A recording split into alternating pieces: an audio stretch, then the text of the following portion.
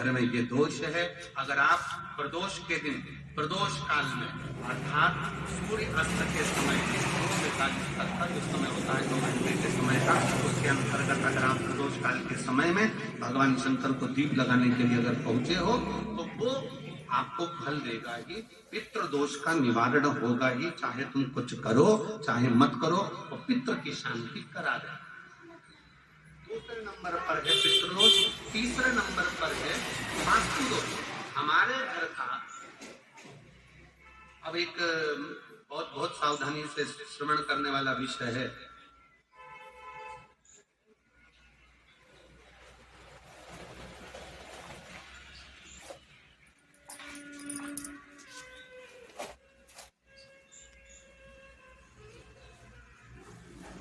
यदि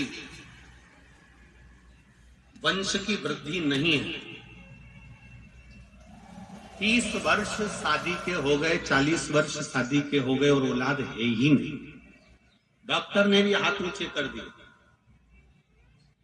टेस्ट पे भी करवाया, IVF करवाया, सब कुछ तुमने करवा लिया, तो भी औलाद नहीं है, तब आखिरी में एक काम चालू करो, प्रदोष का दिन दोनों पति पत्नी व्रत चालू कर दो प्रदोष का, और प्रदोष काल में शाम के समय जाकर एक ही दिए में 2 लंबी बाती जानते हो ना, रुई की लंबी कपास की बाती 2, और दोनों बाती एक ही दिए में रखकर पति पत्नी,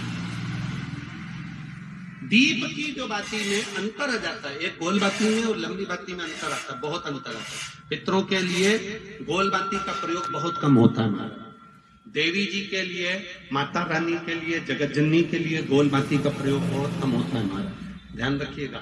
एक पितृ के लिए, एक जगत जननी जगदम्बा दुर्गा भवानी के लिए गोल बाती का प्रयोग कम होता है, लंबी बाती का प्रयोग ज्यादा।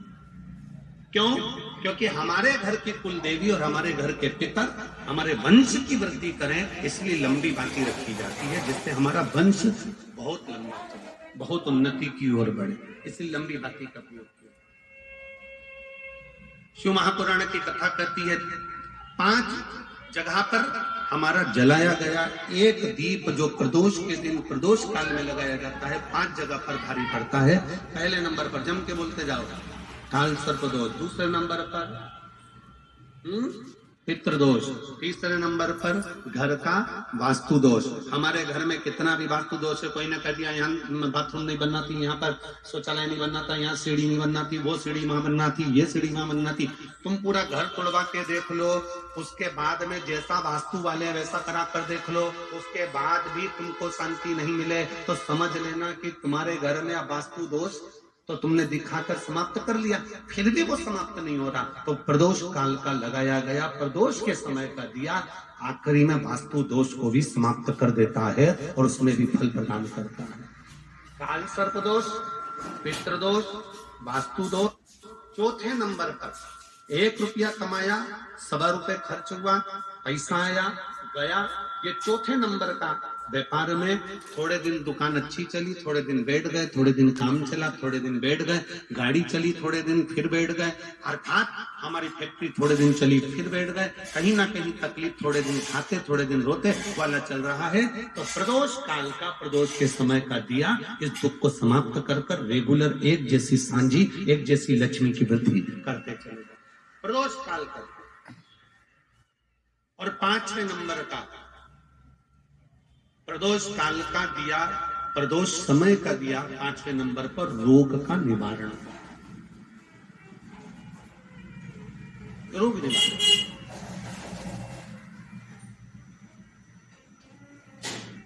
ये 5 स्थान जो बताए गए हैं प्रदोष काल के दिन, प्रदोष के दिन दीप प्रज्वलन। और अब की बार की जो शिवरात्रि आ रही है, बाबा देवदी ने महादेव की बड़ी कृपा है, उस पर बहुत करुणा। 25 तारीख को प्रदोष और 26 तारीख को शिवरात्रि।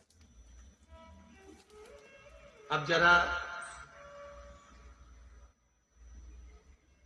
प्रदोष के पर्यांत की, प्रदोष के बाद की बिल्कुल लगी हुई पीठ से जो शिवरात्रि होती है, वो शिवरात्रि अगर उस शिवरात्रि का व्रत, साधना, तप, भजन संसार का मनुष्य कर लेता है तो जिंदगी में उसने कोई व्रत किए ना किए हो, अगर एक व्रत शिवरात्रि का, प्रदोष की पीठ से लगी हुई शिवरात्रि का अगर कर लेता है तो उसको पूरे जीवन के व्रत का पुण्य फल प्राप्त हो। एक व्रत शिवरात्रि का प्रदोष पर्यंत की, अर्थात प्रदोष की पीठ से जुड़ी हुई। अब अगर आप कोई ब्राह्मण से, अगर कोई विद्वज्जन से, कोई पंडित जी से आप पूछेंगे प्रदोष कितनी बजे लग रहा है, तो बताएंगे फिर प्रदोष लगने के बाद प्रदोष कब समाप्त हो रहा है, तो जिस दिन 26 तारीख हो रही है उसमें लगाया, दोनों की पीठ मिल रही है।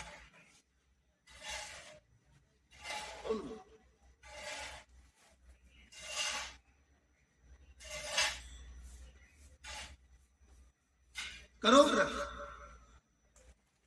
आपने कितनी भी एकादशी के व्रत करे हो, कितनी भी द्वादशी के व्रत करे हो, कितनी भी चतुर्थी व्रत करे हो, कितनी भी तीज व्रत करे हो, कितनी भी अष्टमी का व्रत करा हो, कितनी भी नवरात्रि के व्रत करा हो, कितनी भी तीज का व्रत करा हो, चाहे दुनिया के कितने भी व्रत आपने करे हो, अगर आपने एक महाशिवरात्रि का व्रत नहीं करा तो कोई व्रत का पुण्य फल आपके खाते के अंदर आ नहीं पाता। शिवरात्रि के व्रत की इतनी मूलता है। पर एक निवेदन है, अगर कोई बुजुर्ग है, कोई बीमार है, कोई बूढ़ा व्यक्ति है, बहुत बीमार है,